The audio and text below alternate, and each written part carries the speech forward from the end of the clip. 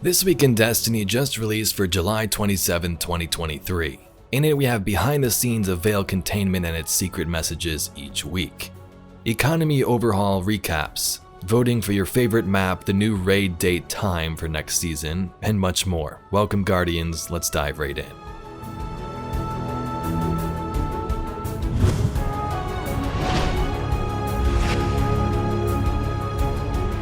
Another raid experience is just around the corner for Destiny fans. Coming up in Season 22, Bungie will be reprising another raid for us to relive or maybe tackle for the first time. Although the name of this raid is still under wraps, Bungie did want to make sure they shared the date so you can start making those day one plans in preparation for the new season. The upcoming raid will go live on Friday, September 1st, 2023 at, of course, reset time. The new season, I believe, comes out on August 22nd, correct me if I'm wrong, so this is a week and a half after release on that Friday. A few things to keep in mind, just like when King's Fall and Vault of Glass returned. Contest mode will be enabled for 48 hours. Clearing the raid with contest mode active is the first step to access challenge mode in the Director and the Secret Triumph. Completing the Secret Triumph, which consists of curated list of challenges that must be completed in challenge mode, will be how a fire team can snag the world first title and get the sweet raid belt. To enforce the Triumph requirements in challenge mode, your fire team will wipe if you fail these success conditions during any encounter. So we don't know what the raid is, but we do have a date of September 1st. Let me know in the comments down below which raid would you like to see return. Next up, we have some behind the scenes information and Veil Containment and how it works. Next to deep diving and fishing, new lore can be found in Veil Containment in Season 21 here. We had a quest, and then week after week until the end of the season you can hear new audio dialogue. The narrative team says this: the Veil Containment repeatable activity continues to tell the story of Neomuna's history with the Veil as introduced in Lightfall. If you haven't checked in with Osiris or Nimbus yet, you might not be alone. In wanting Veil Containment to be something discoverable, we went a little too far in one direction and made the activity hard to find, even for lorehounds interested in digging more into the Veil, a lesson learned for any future content of this sort. For folks who haven't done Veil Containment yet, it begins after you complete the unfinished business quest at the end of the Lightfall campaign and begin the Parting the Veil quest. From here, you pursue leads about unusual Vex activity, leading to the discovery of hidden archival records in Veil Containment facility. Veil Containment will continue being unlocked for the remaining 3 weeks of Season 21, and additional entries will unlock at the start of Season 22 and 23 as well, which is pretty cool. Some of these are actually really interesting. Writing this story, they say, was an opportunity to dig into the cosmic horror side of Destiny. Creating the encrypted records of Ishtar scientist Chioma Essie as she and her wife researched an alien force was a chance to bring the essence of things like the SCP Foundation and other creepy podcasts like Magnus Archives into Destiny. It's a different experience than what we're used to, where we follow along in these peeled back layers of revelations with Osiris and Nimbus, acting like researchers ourselves.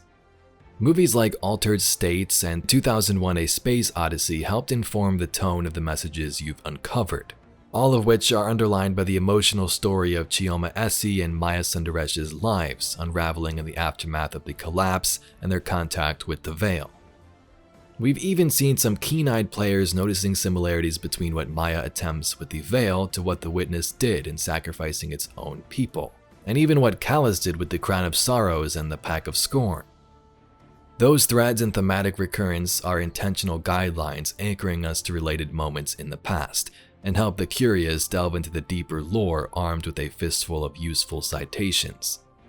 Another source of inspiration during the creation of Veil Containment was the relation between an outside observer and the concept of the Winnower mentioned in the Books of Sorrow. We wanted to explore the relationships people experience to cosmic, otherworldly forces beyond their understanding, and how it tears both their own moral foundations and sense of self apart at the seams.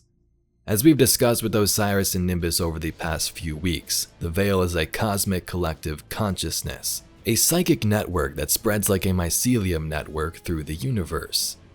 There's intentional visual and thematic connections to egregore there, but also an allusion to the famous scene in Lord of the Rings, where Gandalf warns Saruman about using the Palantir.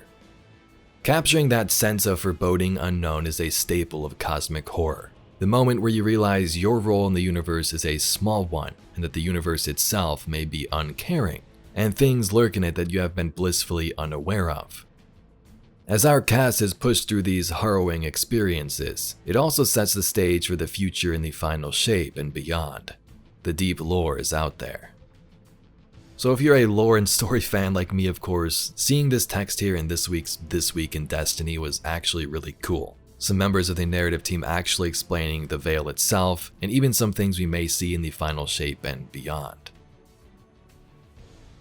Here's your Solstice Reminder. It's week 2 of Solstice, and you know what that means. It's time to go out there and make Space Grandma proud. Evil Levante is waiting for you at the tower, a Strand rocket launcher, and new swanky armor. So if you're interested in jumping into the Solstice activity, getting some new armor, some rolls, and things like that, here's your reminder. What about an update on Wardens Law? Bungie says when looking at weapons to bring back for Nightfall rewards this season, they wanted to do something unique, and the Wardens Law hand cannon fit the bill. It was a great idea at first, but players had difficulty in landing both shots from the vertical spread that it fired. So Bungie went away from that idea. Instead of firing a spread, which is when multiple shots are fired at the same time, like shotguns, they allowed it to fire in a burst mode, which is when multiple shots are fired one after the other in a single trigger pull, like pulse rifles. The initial version of the new Warden's Law pretty much had it becoming a legendary version of the Crimson hand cannon. And while that was fun, they say it also never felt right, feeling like it took something away from the Crimson exotic itself. They went through several different variants, including a handful that modified the time between the bullets in the burst, before settling on 2-round bursts with a slightly longer delay between shots than normal. To still make it feel worthwhile in using, they spent time focusing on several major parts of the equation: the damage per burst, the PvP time to kill, and the recoil pattern.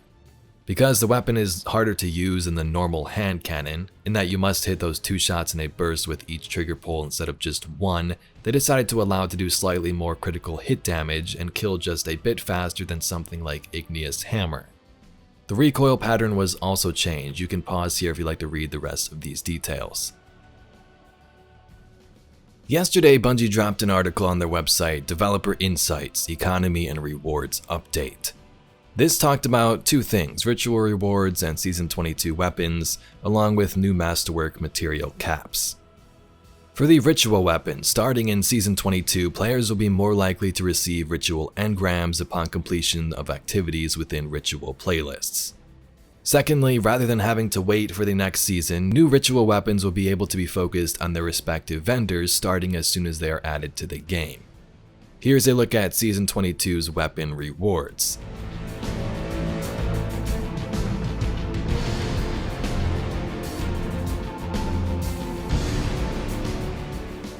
In the second part of this article, new masterwork material caps. Caps can be annoying, especially if you reach them pretty quick, so Ascendant shards are going from the old cap of 10 to 30, same thing with Ascendant alloys, 10 to 30, enhancement prisms from 50 to 100. There is no change for upgrade modules or enhancement cores. There are some other small details and notes in this article if you'd like to read the rest on Bungie's site. Not mentioned in this article yesterday was that the Dead Man's Tail will be added to the loot pool for the exotic Rotator Presage when it returns. This will also make Dead Man's Tail craftable, so get those crafting pants on because it's about to go down for DMT lovers. Which map would you like to host the next Trials of Osiris battle? Cathedral of Dusk, Vostok, or Anomaly? You'll most likely be getting an email and you can cast your vote to decide. Next up, a congratulation for the accessibility team at Bungie. They say they're proud to share that Bungie has won their first ever accessibility award thanks to the wonderful organization Games for Change.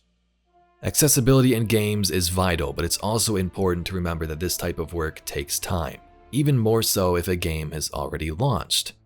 They also want to thank the players that have shared their feedback with us in this area. You've helped changes like recent colorblind overhaul and auto-firing/melee.